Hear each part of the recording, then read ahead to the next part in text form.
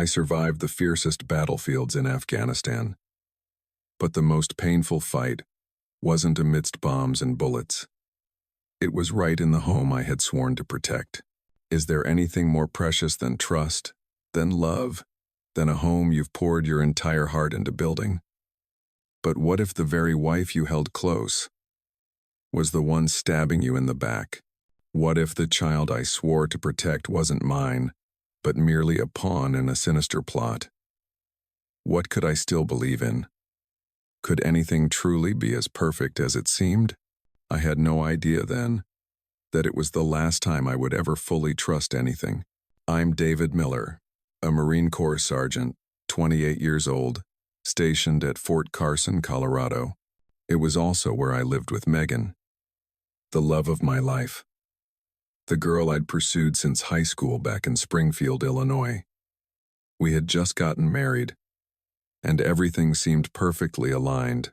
I loved Megan dearly, and we both longed for a home filled with children. All the plans for a happy family were clearly laid out. Then came a surprise, far beyond anything I dared to dream. Just before my deployment to Afghanistan, Megan smiled, radiating happiness. "David, I'm pregnant." It took me a few seconds to fully grasp it. My whole world lit up. I held Megan tight, promising her I'd come back safe, that I'd be home to welcome our first child. Nights after that, I lay awake, my mind swirling with names, imagining the toys I'd buy, picturing the sound of our child's laughter filling our little home. The good news about our baby on the way became the strongest driving force in my military career. Every day in training, I reminded myself I was fighting to build a secure future for my family. Megan also seemed happy. Still, sometimes I'd catch a fleeting glimpse of worry, a slight unease. When I spoke of my dreams for our child's future, I just figured it was normal nerves for an expectant mother. The moment we first saw the ultrasound, my eyes filled with love and anticipation, is still vivid in my mind. Then came the fateful day of deployment. I hugged Megan tight, my hand resting on her belly. "Daddy's coming home, little one," I whispered, then boarded the plane, utterly convinced that love and family were the strongest foundations of my life. I had no idea then that it was the last time I would ever fully trust anything. Helmand, Afghanistan, was a living hell. The sun scorched, dust and wind whipped our faces on every patrol. There were constant, tense patrols, unexpected skirmishes with insurgents. I'd grown accustomed to this rhythm, but what truly bothered me wasn't the gunfire, but the 10,000 miles separating Megan and me. Whenever I got the chance, I'd try to call or video chat home. Sometimes it was just a few choppy minutes over a bad connection. I just wanted to hear Megan's voice, ask about her and the baby's health. But gradually, those calls became something heavy. Megan would give vague answers. "Everything's fine." Always that same line. Nothing more. She'd make excuses. Busy with work, out with friends, or simply tired or bad signal. Then she'd rush off the phone. I started to feel a strange distance. Once, during a rare video call, I caught a glimpse of a man in our house. I recognized him as Mark Johnson, an old friend of Megan's. Before I could even ask, the screen went dark. Megan later texted, "Mark was just helping me with some chores around the house." I felt a pang of unease, but I tried to dismiss it. I trusted my wife. She was carrying our child, and I couldn't be there to help, so it was perfectly reasonable for her to rely on friends. I didn't want to think negatively. I kept sending gifts and messages regularly. A small teddy bear for the baby, a scarf for Megan. In return, I'd get brief texts, "Thanks," or sometimes just a smiley face emoji. It was colder than I expected, but I tried to brush it off. I reminded myself, pregnancy makes everything difficult. Emotions can shift. She needed time. She needed rest. Then one night, I called late, after a mission had just wrapped up.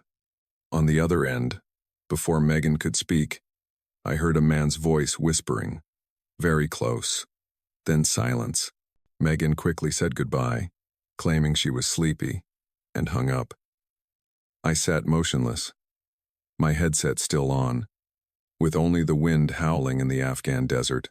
A cold sense of dread, a warning sign, gnawed at me. That sense of unease clung to me, even as I tried to focus on my mission, on surviving each day in Helmand. A few more weeks passed, and our unit was rotated to Kuwait for a short R&R. This period of rest brought me no peace. My mind was in turmoil. Every day was patrols, training, then returning to base with a dying phone. I clung to those few calls, trying to hold on to my faith. But then, a message from Mike Riley appeared. Mike was my childhood best friend, still living in Springfield, and he knew me better than anyone. He texted, "Dave, there's something. I don't know how to say it." When I called back, his voice sounded hesitant. Then Mike told me he'd been seeing Megan and Mark Johnson together more than seemed normal. Mark would often drive Megan to the store, to work, even help her fix small things around the house. Too close for comfort, you know what I mean?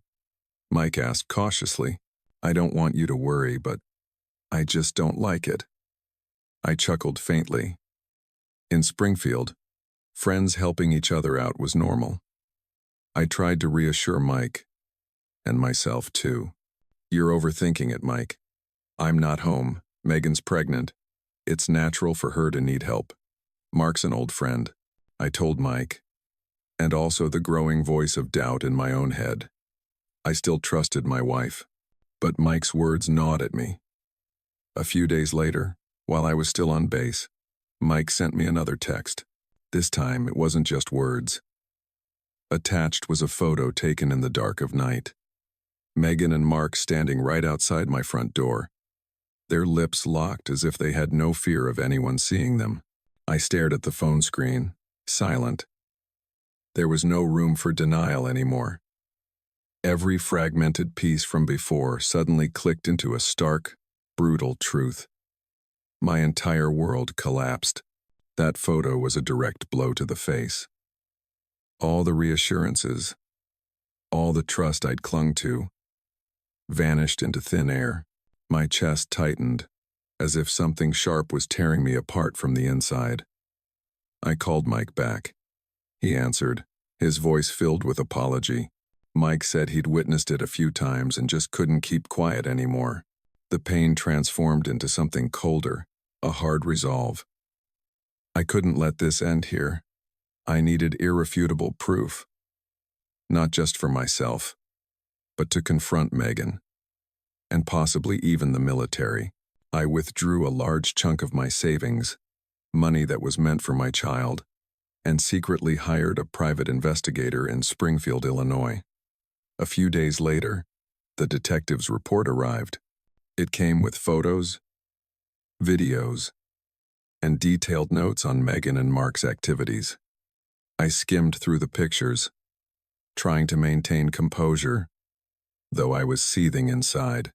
Then I opened a video clip. It was Mark Johnson taking Megan to a prenatal appointment.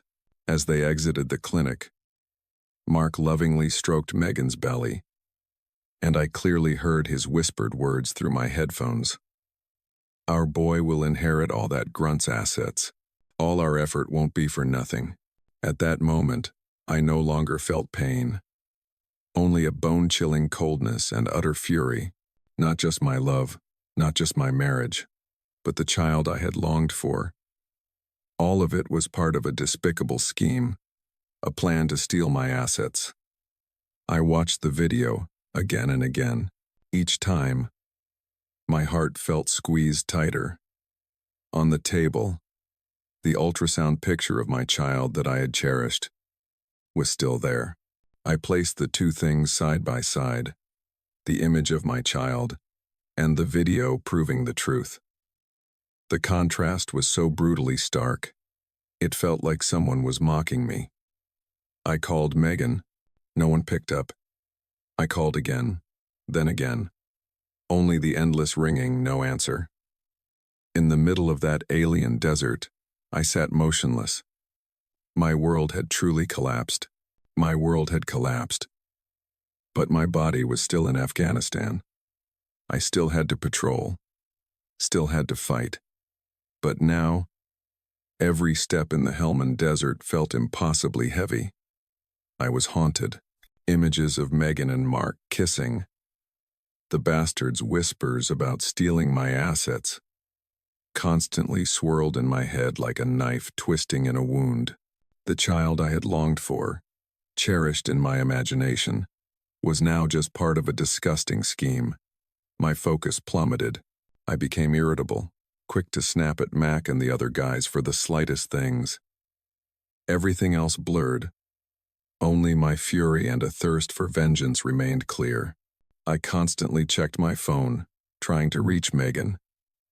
I wanted to hear what she had to say, to confront her, to crush that lying voice. But she never picked up. She evaded me. Mac noticed the change in me. He tried to talk, to pull me out of my personal mire. "Dave, are you okay?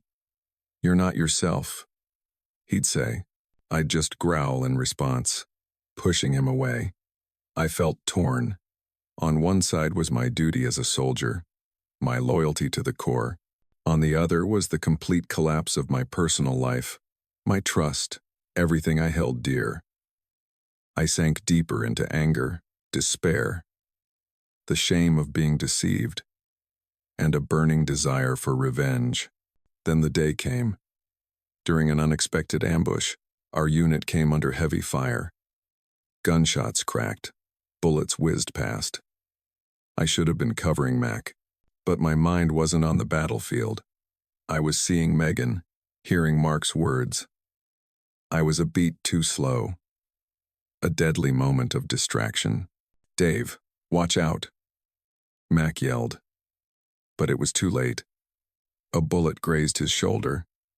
Mac went down, blood soaking his uniform. I froze. Just because of me. Because of my personal pain. A comrade had paid the price. I was immediately relieved of duty.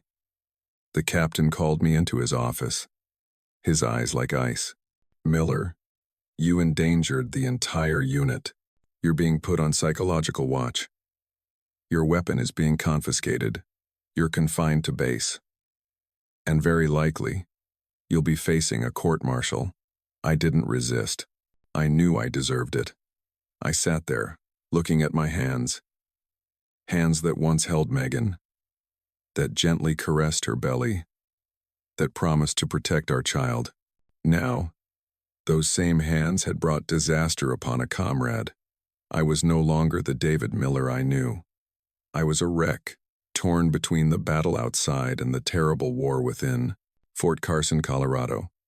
I returned, not to a hero's welcome, but with the demeanor of a disciplined soldier, consumed by profound anger and deep hurt.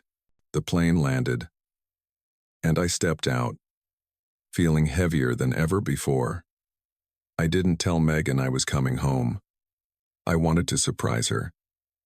The taxi dropped me off at our familiar apartment. I opened the door. Megan was home, her belly significantly larger now. She turned, her face fleetingly surprised, then quickly shifted to a radiant, disgustingly fake smile.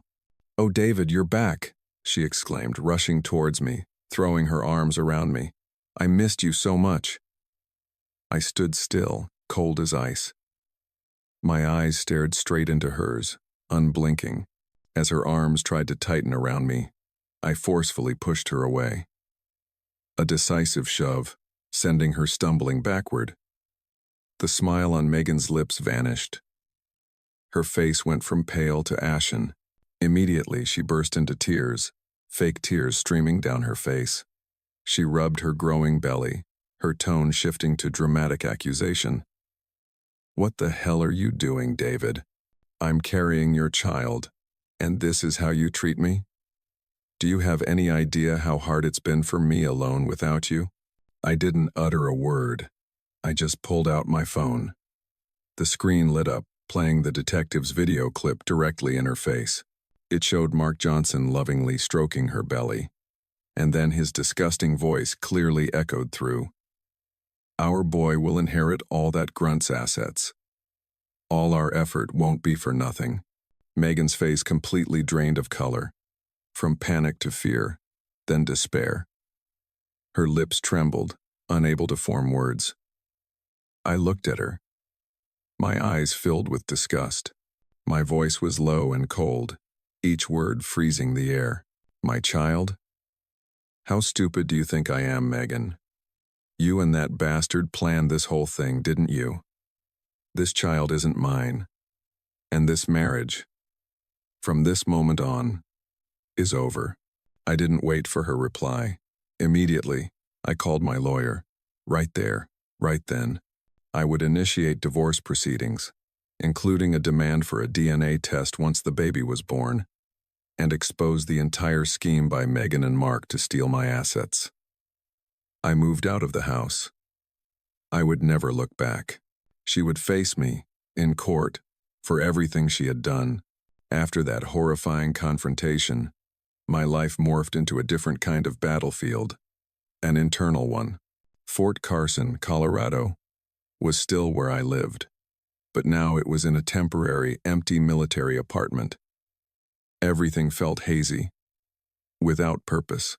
Not only did I have PTSD from Afghanistan and the haunting guilt of nearly getting Mac killed, but now I was grappling with the crushing emotional trauma of my shattered marriage and blatant betrayal. I suffered from relentless insomnia. When I did manage to sleep, terrible nightmares came.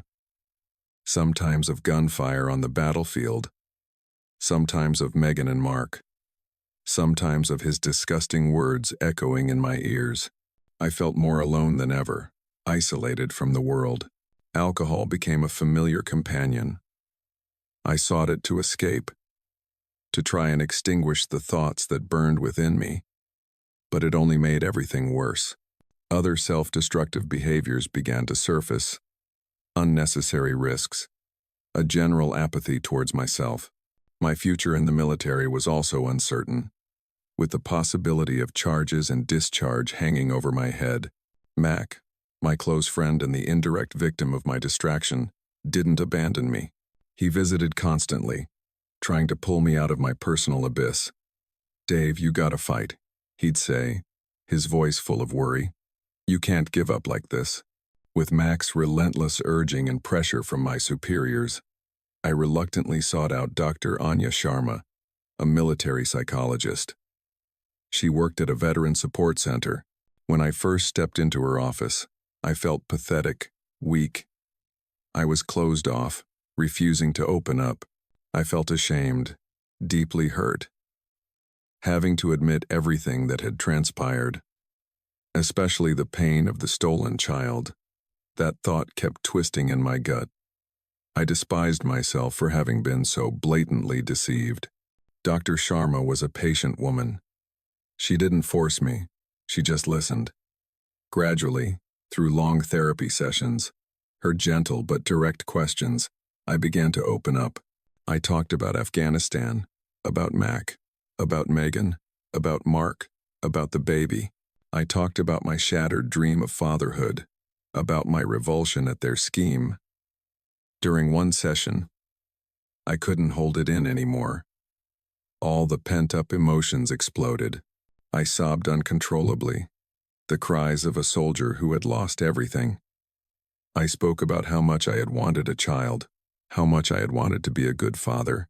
"She stole everything," I choked out. "She stole my entire future." That was the moment I accepted it. Accepted that I needed help to get through all of it. Both the war's trauma and this horrifying betrayal. I couldn't fight this internal battle on my own anymore. I needed to find myself again. Therapy with Dr. Sharma was a persistent battle. There was no magic cure, just daily confrontation.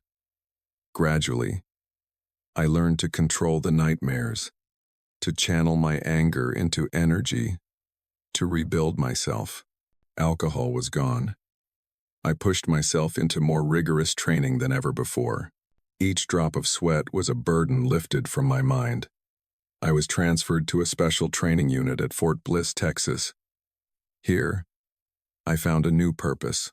I stood on the training grounds, coaching young recruits, imparting to them not just combat skills but lessons of trust and resilience. I couldn't be a father to the child I had believed in, but I could be a mentor, an example. Parallel to finding myself again, the legal battle raged on. With all the evidence I had, from Mike's photo, the detective's video, and even Megan's confession, I fought coldly, precisely. My lawyer worked tirelessly. And finally, justice was served. The court ruled that Megan and Mark had to pay me financial damages for their scheme of fraud and deception. It was a victory, not a fully joyful one, but a vindication. The consequences for them were fitting. I heard the news, and I wasn't surprised. Megan had lost everything. Not only did she fail to take a single dime from me, but she also had to pay significant restitution. Her reputation in Springfield was shattered. Friends, acquaintances, all turned their backs on her.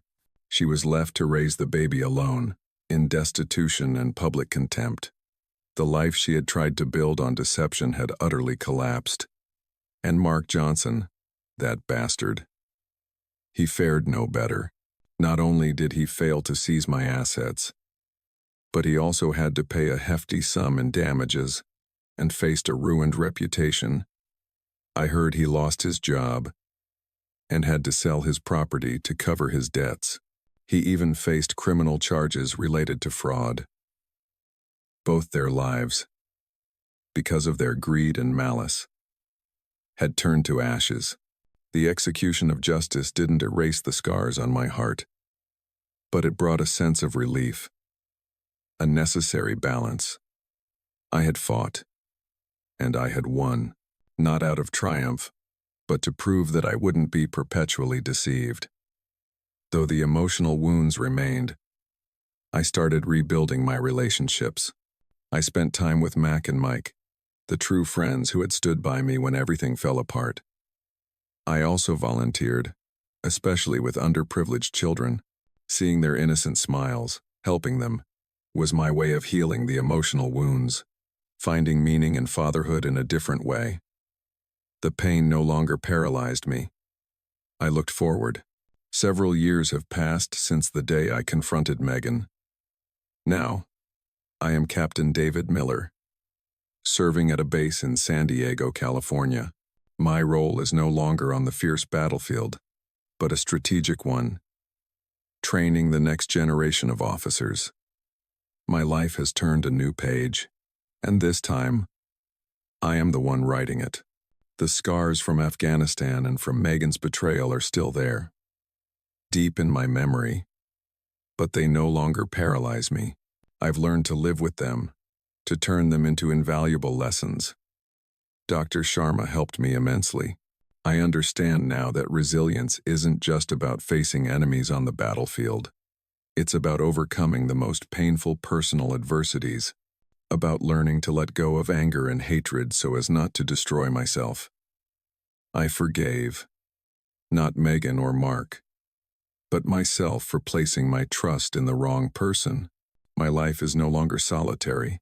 I found a new love with Sarah, a military doctor I met at Fort Bliss.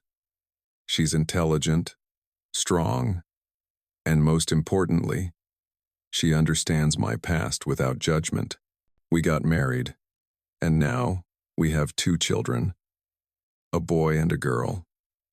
I got to be a father, to experience true happiness, to hold my children close every night, to teach them good things. Every laugh, every story told, is a healing balm for the old wounds. I still keep in touch with Mac and Mike. They are true brothers, who stood by me when everything fell apart. Occasionally, I hear whispers about Megan and Mark. Their lives are still a mess. Mark drowned in alcohol, completely bankrupt. And Megan? She's raising her child alone in poverty, shunned by society. It seems justice found its way, in a manner more brutal than even I had wished for. I stand on my apartment balcony, looking out at the vast Pacific Ocean. The sea breeze blows in, carrying the salty scent of freedom. I am no longer Sergeant David Miller, haunted by the past, but Captain David Miller, a resilient soldier, a man who has found peace and a new purpose in life. I've learned that even when cracks appear beneath the uniform, even when sweet lies shatter trust, the spirit can still heal. A new, more complete life always waits to be built.